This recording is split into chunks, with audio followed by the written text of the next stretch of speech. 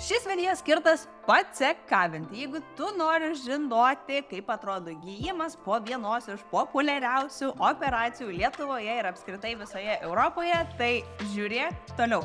Apačioje rasi timestampus, jeigu norėsi nukeliauti tam tikras video vietas, ką reikia atlikti prieš keliaujant į operaciją, kiek kainuoja, kaip atrodo gyjimo procesas ir visi kiti niuansai. Kadangi aš kaip tik tokią operaciją dariausi lygiai prieš 2 savaitės, būtent pirmadienį, tada, kada ir filmuoju šitą video, tai kol kas galimai nelabai matysis per video, bet štai čia dar turiu tokius minimalius permatomus pleistriukus. Žinau, kad informacija aktuali iš tiesų daugeliui, nes ir vyrai, ir moterys daro šitą operaciją, nepaisant to, kad jinai gali būti ir nekompensuojama. Tai žmonės renkasi, žmonės nori estetikos ir nori žinoti, kiek turės būti iškritę iš darbų ir visus kitus niuansus. Tai tiesiog dalinuosi tam, kad ir pati turėčiau asmeninį prisiminimą, kaip viskas vyko ir buvo būtent tuo operaciniu laikotarpiu, tuo momentu, ar ne, kai teko gydyti ir panašiai. Būčiau buvusi dėkinga, jeigu kas nors būtų padaręs tokį video prieš, nes man būtų padėję pakankamai gerai pasiruošti. Tai šiandieną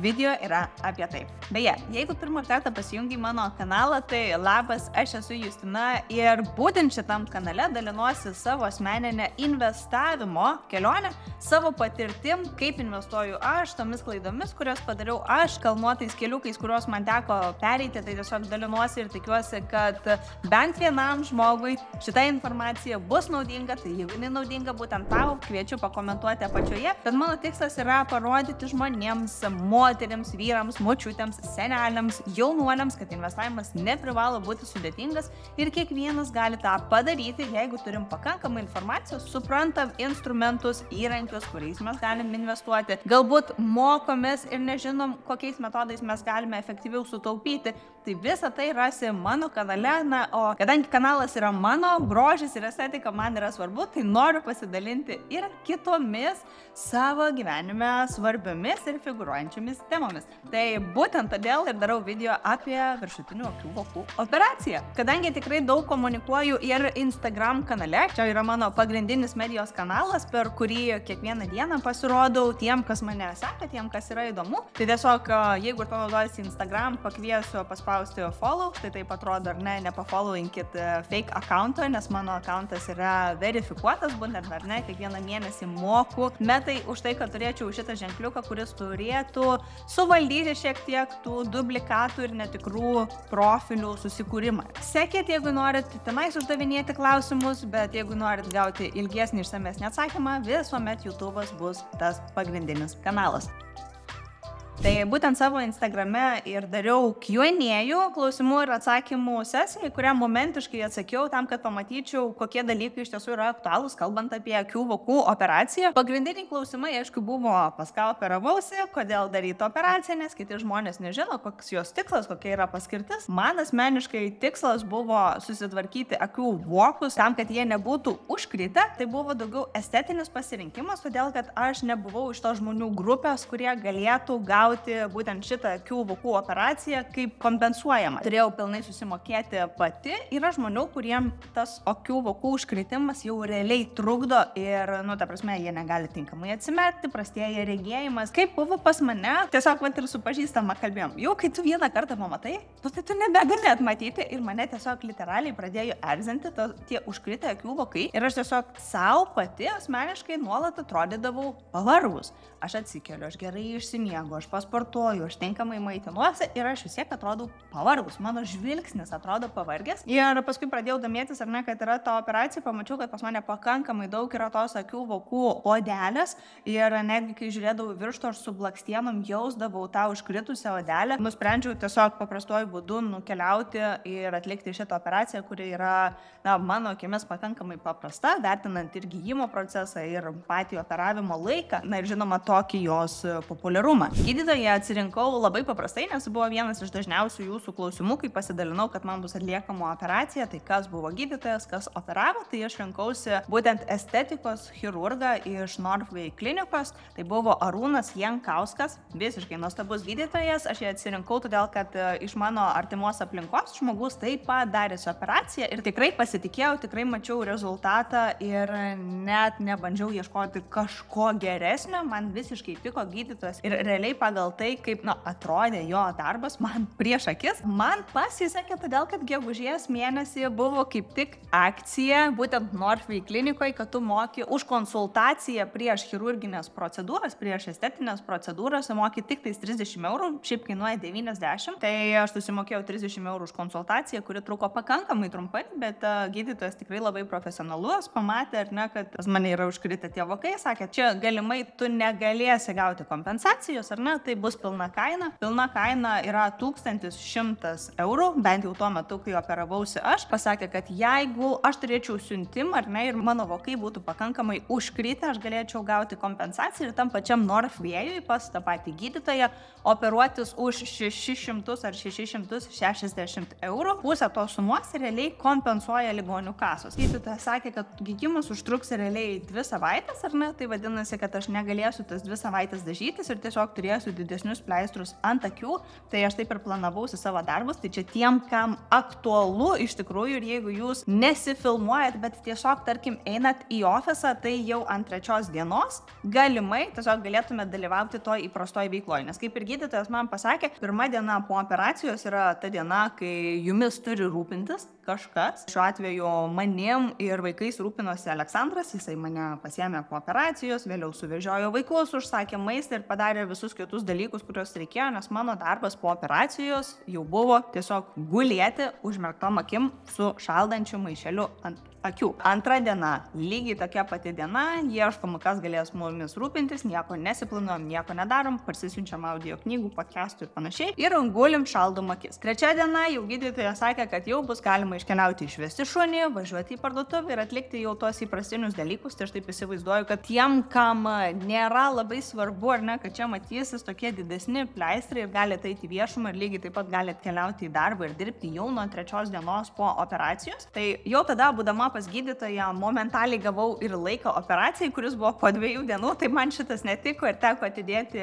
2 savaitėm tam, kad spėčiau pasidaryti visus savo svarbiausius darbus, ar ne, ir susiplanuoti tą patį ir savo socialinį gyvenimą, kad 2 savaitės per gydymo laikotarpį, nesusigalvočiau keliauti į ten pirtis, į saunas ar maudytis ežeruose, nes to negalima bus daryti. Tai prieš operaciją, kas yra svarbu, kad jums bus reikalingi bendri kraujo tyrimai, ar ne, tai aš pati tą pasidariau kartu su elektrokardiograma, kurią irgi reikia pristatyti fiziškai prieš operaciją. Tai aš šitus dalykus dariausi tiesiog pas savo šeimos gydytoją poliklinikoje, kurioje aš esu prisirašiusi. Kaip ir galėjau nemokamai darytis, bet norėjau dar papildomai išsitirti kraują, tai pasidariau ir mokamus tyrimus, tai vis dėlto už tai susimokėjau, bet tas kainavo 40 eurų. Šitą paslaugą galima pasidaryti taip pat ir Northway'aus klinikoje, tai kainuoja apie 90, jeigu neklystu, tai šitą momentą pasitikslinkit. Tenais yra patogu, kad net ir šeštadienį galima atvykti, priduoti kraują būtent nevalgius, tai iš ryto ir pasidaryti elektrokardiogramą, kurią tau duoda fiziškai ir ją tiesiog reikia prieš operaciją atsinešti. O visi kiti kraujo duomenys, ar ne, jeigu jie atitinka rodiklius, jau galima juos persiųsti ir elektroniniu paštu, arba pats Northway'us jau mato e-sveikatos sistemoje tavo duomenis, ar ne, ir duoda tokį kaip leidimą keliauti operuotis. Mano operacija buvo paskirta pirmadienį. Važiavau jau su taksi, nes reikėjo šiek tiek anksčiau atvykti, prieš dar nuvežant vaikus į mokyklos darželius. Nuvykus į kliniką realiai buvau gal be 15:08, operacija buvo paskirta 8:30. Labai fainos palatos, duoda halatukus, duoda tapkytas tam pačiam Northway'ui ir operuoja. Pasėdėjau gal 15 ar 20 minučių, palaukiau, kol atvyko gydytojas, kuris būtent tuo metu dar prieš pat operaciją, ar ne, pastatė, pasižiūrėjo, nusipiešė tas vietas, kurias reikės išimti. Man dabar, žiūrint į nuotraukas, atrodo, kad žiauriai didelę dalį man tų vokų turėjo išimti, nes literaliai tiek jos buvo užkritę. Man kai nupiešė, kai aš paskui mačiau tas nuotraukas einančias viena po kitos, man atrodo, kad ta prasme, wow, ką gali padaryti chirurgai, ar ne, ir tai yra tiesiog perteklinė vokų dalis, ar ne, kuri nei yra graži, nei yra iš tiesų reikalinga ir gali būti pašalinta. Tai tada gydytojas pasižymėjo ir tiesiog iš karto išsivedė į operacinę. Tai dabar, ko nepaminėjau pradžioje, kalbant apie kainą, tai aš mokėjau 1100, todėl kad rinkausi būti operuojama su vietinė nejautra. Ką tai reiškia? Tai reiškia, kad aš realiai nesu užmigdoma, ar ne, neturiu tos bendrinės narkozės, aš būnu nuolatos sąmoninga. Tai atsigulu ant stalo, kuris yra šildomas, labai fainas, labai malonus stalas.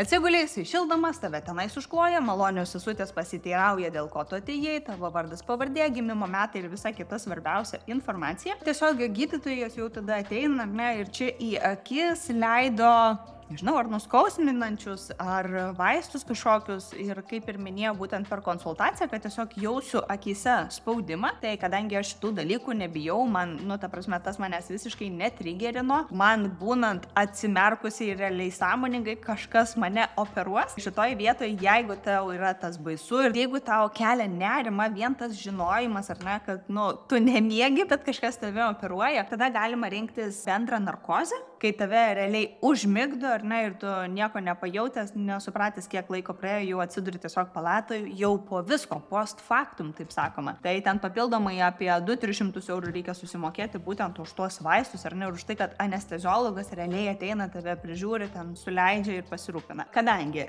aš nemiegojau per operaciją, tai aš visiškai gerai prisimenu visą tą procesą, galiu papasakot.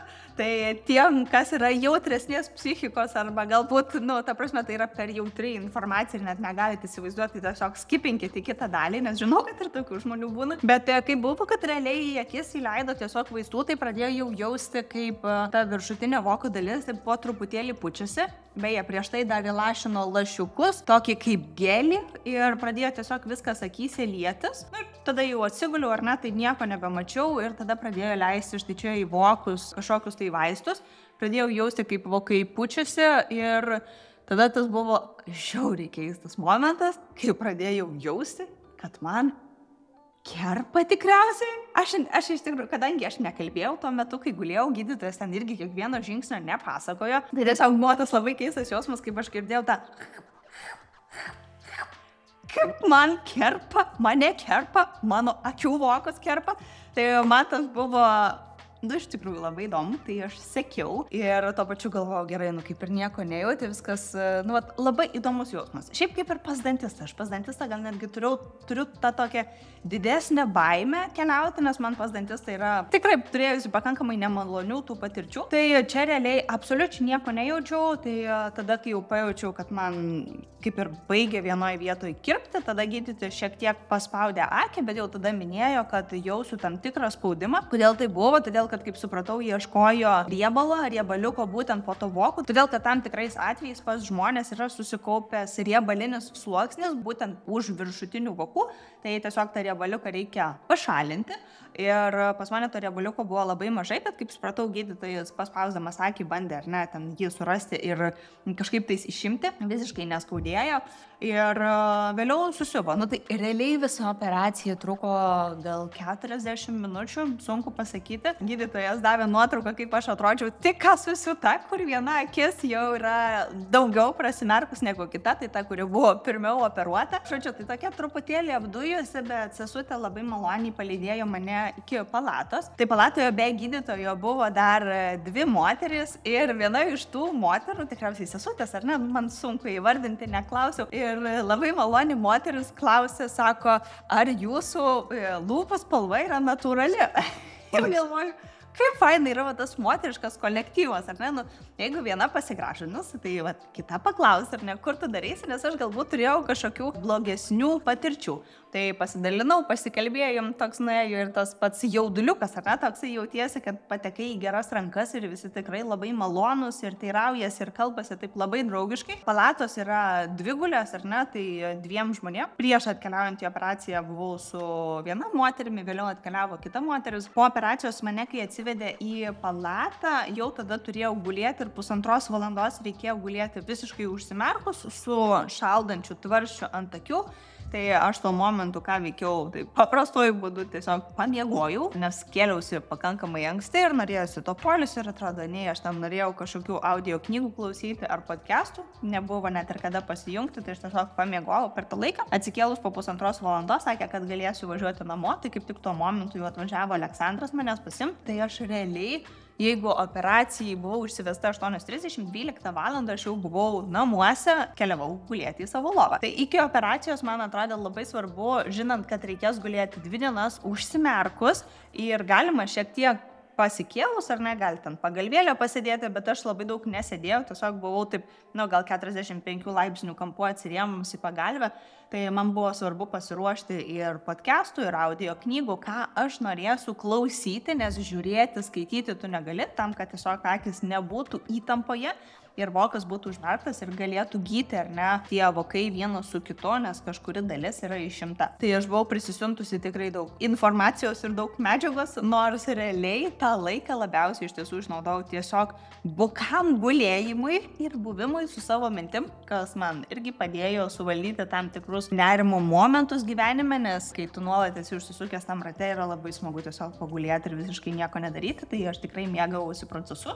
Tai tada tas pirmas 2 dienas, tai vis tiek pirmą dieną valgiam užsakytą maistą, antrą dieną jau gaminau ir pusryčius, man atrodo, kažką lengviau pagaminau ir vakarienę gaminau, nes nėra taip, kad tu visiškai negali atsistoti. Tai gali nueiti į tualetą, gali nueiti šiek tiek po dušu, svarbu tenais veido nešlapinti. Aš jau tiesiog pastebėjau, kai antrą dieną, kadangi turėjom darbe susitikimą, kurio aš nenorėjau irgi atidėti, ar ne, tai jame dalyvavau ir jame sėdėjau, būtent antrą dieną po operacijos, jau pradėjau matyti, kad pradeda šiek tiek tinti vokai, tai yra pirmas signalas, ką reikia daryti, tai reiškia atsigulti ir toliau šaldyti. Parodau, su kuo šaldžiau, tai yra toksai maišelis ir tenais jį reikėtų laikyti šaldytuve, ne kameroje, nes kameroje jis yra tiesiog per šaltas, kad mes dėtumėmės ant akių. Tai jeigu neklystu, kainuoja kelis eurus, bet kurioje vaistinėje rasit ir gydytojas sakė, kad geriausias yra toksai didesnis, o ne tie mažučiai akių, tokie kaip akinukai, kurie yra šaldantis, nes turi būti ir spaudimas šiek tiek ir tas atitinkamas šaldymas. Kai laikiau šaldytuvę ir jau, tai aš tada tiesiog buvau su popieriniu rankšluosčiu užsidengus tam, kad nedėti to plastiko tiesiai ant akių. Ir tuo metu būna su tokiais pleistriukais, tai ir šiaip atsimerkti nėra labai faina ir malonu. Tai toks gyvenimas lėtas ir fainas buvo 2 dienas, 3 dieną jau važiavau į parduotuvę apsipirkti, tai buvo labai keistas jausmas, nes aš kaip tik po operacijos buvau su tokiais baltais pleistrais realiai per visą voką, aš negaliu atsimerkti. Ir aš važiavau jau į Lidlą apsipirkti savo savaitinį pirkimą pasidaryti su akiniais ir aš visur turėjau visų prekių ieškoti, nes aš negaliu atmerkti vokų ir tik pro tokį mažą plyšelį matau. Tai tada gydytojui pasiskambinau tą patį trečiadienį, man atrodo, pasiskambinau ir tiesiog paklausiau, ar yra galimybė galbūt perklijuoti, pasižiūrėti, kaip gyja ir perklijuoti man tuos pleistrus, nes yra žiauriai nepatogu. Gydytojas labai mielai sutiko ir tokį padaryti kaip neplaninį vizitą, tai atvykau, perklijavo pleistrus, kurie buvo patogesni ir netokie matomi, tai toliau galėjau visiškai pilnai funkcionuoti ir gyventi. Mano akimis vasara yra geras laikas daryti tokią operaciją, jeigu tenais neplanuoji maudytis kažkur labai daug, nes tu gali nuolat būti su akiniais nuo saulės. Ir viskas, ir tas gyjimas, jisai, sakyčiau, pakankamai easy, visiškai neskauda. Man galbūt pirmą dieną, būtent tą po operacinę pirmą dieną, buvo taip, kad skaudėjo galvą. Tai gali būti, kad tiesiog įtampa susikaupė, ar ne, vis dėlto yra tas stresas ir kūno yra stresas ir mentaliai yra stresas, kad tave štai čia operuoja ir tu tarsi, vis dėlto nesi užmigdytas. Galiu Justina sakyti, ką noriu, ar ne, bet galva skaudėjo. Aš galvoju, kad daugiau galva skaudėjo nuo tos įtampos, kuri atsileidinėjo, tai geriau ibuprofeną, kitą dieną visiškai nieko nejaučiau, dabar visiškai nieko nejaučiu. Ir kitas realiai tas jau planinis vizitas pas gydytoją yra savaitė po operacijos, tai yra 7 dienos po operacijos, tai buvo pirmadienis. Tai ką, šiandien labai ilgai laukta diena, kai pagaliau išėmė siūlės ir bent jau pagrindinės tas siūlės per šitą voko dalį. Čia paliko dar siūlytės, kurios užklijavo su pleistrais dar. Sakė tam, kad nepradėtų randėti ir, tarkim, miegant ant šono ar trinant rankšluosčių, tiesiog nepraplyštų ta vieta susiūta. Tai šitose vietose dar paliko, bet labai smagu yra be pleistrų ir pakankamai keista yra save taip matyti, nes man dabar mano akis atrodo kaip, nežinau, kaip lėlytės, tokios didelės ir lygios. Tai labai keista ir pats gydytojas sako, žodžiu, dabar pratinkis prie naujos savęs. Tai pratinusi prie naujos savęs, džiaugiuosi, kaip dabar viskas atrodo, nepaisant to, kad čia yra šiek tiek mėlyna ir visas dar tas randas matosi. Tai sakė, kad dabar vietomis yra šiek tiek sukietėjimai, čia viršuje yra patinimas, dėl to dar kol kas tas vokas krenta ant viršaus, bet turi sugyti ir sakė, tik tais nuo 10 dienos pradėti turėtų tas patinimas nueiti, bet jo, matau, kad ir kreivai filmuoju, bet žodžiu, noriu padokumentuoti, tikiuosi bus įdomu ir jo, stebim gijimą toliau. Tai vat jeigu savaitę po operacijos pirmadienį man išėmė pagrindinės siūlės iš šitos voko dalies, tai penktadienį tos pačios savaitės jau išėmė galutinai ir kitas siūlės. Ir tada paliko su tokiais pleistriukais. Labai smagu buvo jau ir matyti, ir realiai pamatyti naują save.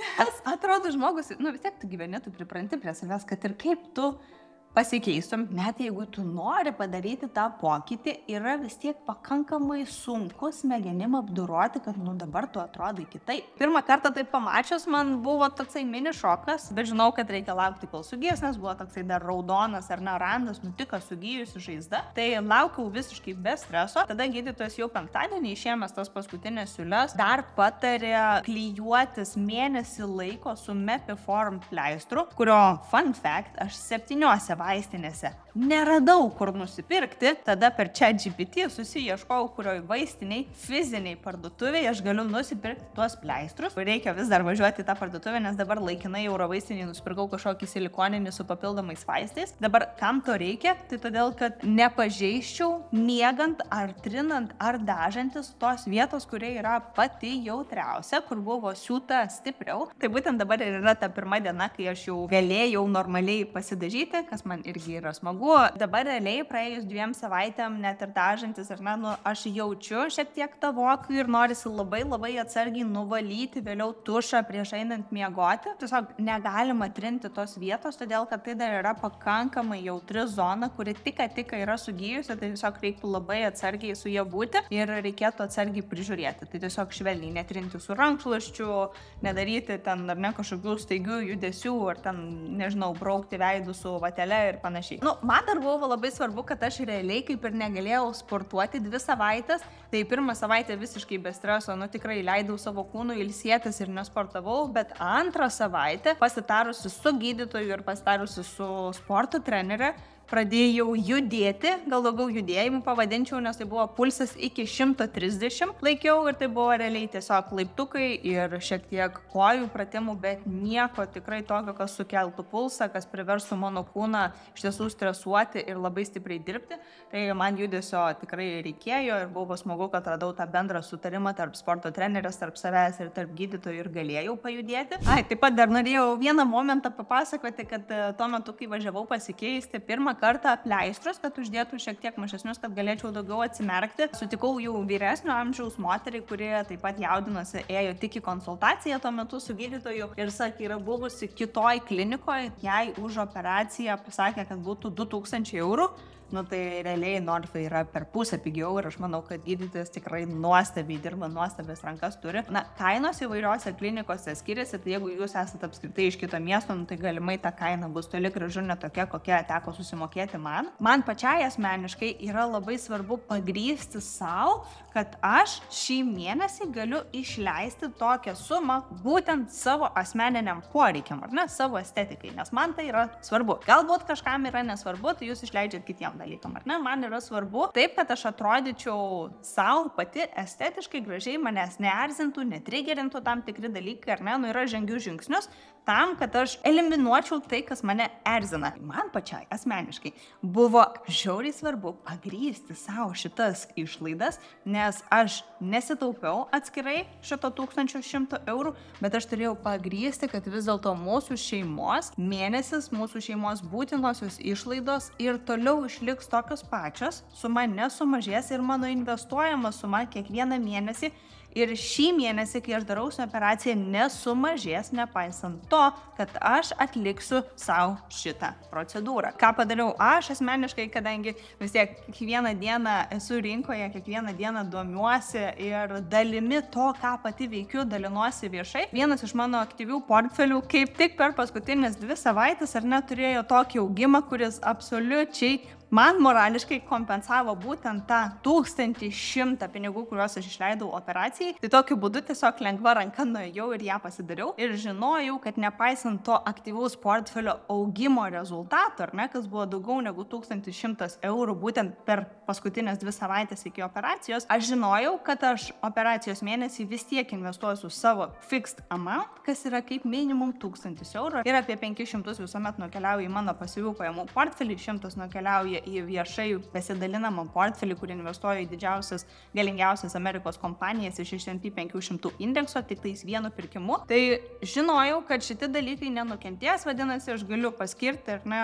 tuos pinigus būtent operacijai ir būtent savo grožiui, taip kaip aš suprantu jį pati. Tai man pinigų valdymas yra grinai emocinis momentas, kai aš žinau, kad aš kaip ir turiu finansus, ar ne, turiu tą materialinę gerovę ir finansinį saugumą ir stabilumą ir aš galiu išleisti 1100 eurų ant operacijos, bet tuo pačiu aš savo pagrysti turiu, kad mano investicijos vis dėlto uždirbo būtent šitą sumą. Aš jos neįšimu iš investicijų, bet aš tos pinigus galiu paimti iš savo einamosios sąskaitos ir morališkai kompensuoju tokį gapą. Nežinau, ar suprantat, ką turiu omeny, tai jeigu ir jūs panašiai valdot finansus, nes jau turit ir finansinį stabilumą, ir investavimo praktiką ir discipliną, ne, ir susidėliotų savo buitinius, bazinius finansus atitinkamai, ar ir jum reikalingas toks emocinis pagrindimas. Tai pasidalinkit. O šiaip, kaip ir minėjau, mano tas pats reitų pasyvių pajamų portfelis, jisai absoliučiai nenukentėjo, tai šitą portfelį, kur mano tikslas yra pasiekti 100 eurų pasyviomis pajamomis per mėnesį, iš būtent nekilnojamo turto fondų yra viešai prieinamas kiekvienam, kuris norėtų sekti ir matyti, kaip atrodo toks investavimas. Tai tenais aš investuoju po 4, 5, 600 eurų, priklausomai nuo to, koks buvo mėnesis. Ir šitą kelionę dalinuosi viešai, tai apačioje rasi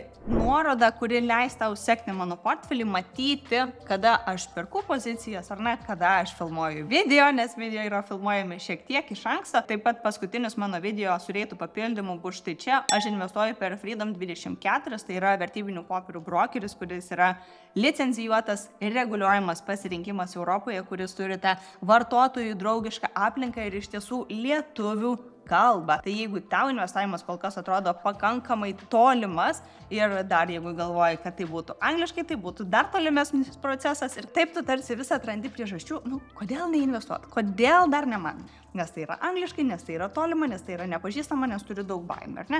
Tai savo kanale aš stengiuosi atsakyti visus šitas baimes, į visus šitus kylančius klausimus ir padėti žengti kiekvienam tą finansinės laisvės kelią. Kiekvienam be abejo finansinis stabilumas yra, ta prasme, skirtingas dalykas, ar ne?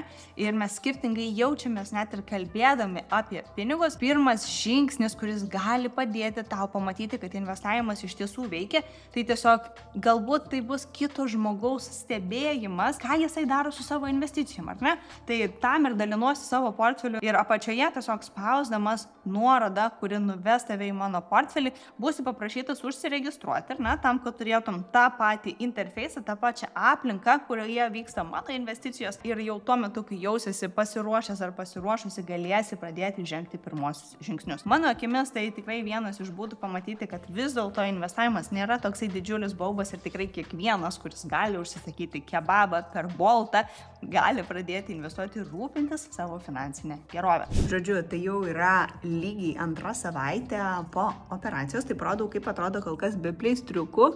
Va štai čia yra randelis, nežinau, kiek matysis per kamerą, bet va čia siūta šiek tiek daugiau, tam, kad akis nebūtų pakritusi žemyn eigoje vėliau. Dabar dar kol kas mėnesį laiko turiu nešioti tokius pleistrus, kurie yra skirti būtent randams, tam, kad čia gražiai sugytų ir nebūtų sukietėjimo. Beje, dar vienas fun fact, čia nežinau, kiek viešai tai yra žinoma ar nežinoma, bet pasidalinsiu. Jeigu mes renkamės kompensuojamą operaciją ir galim savo leisti susimokėti būti operuojami estetikos chirurgo, tai būtent būtų mano asmeninis pasirinkimas. Todėl, kad kiek teko domėtis, tai estetikos chirurgas, jisai pasirūpina, kad akis jos būtų pakankamai atidarytos, ar ne, ir šiek tiek pakoreguoja, dėl ko man reikia tą pleistriuką nešioti, kad tas vokas, ar ne, čia, kuris būna pašalintas tik tiek, kiek minimaliai reikia, vėliau kai sugyja vokas, akis vis dėlto gali atrodyti pakankamai pavargusios, nes čia užkrenta toksai kraštukas. Ką padarė gydytojas Jankauskas, bent jau pas mane ir kiek žinau iš artimų pavyzdžių, ir net tai šiek tiek pakelia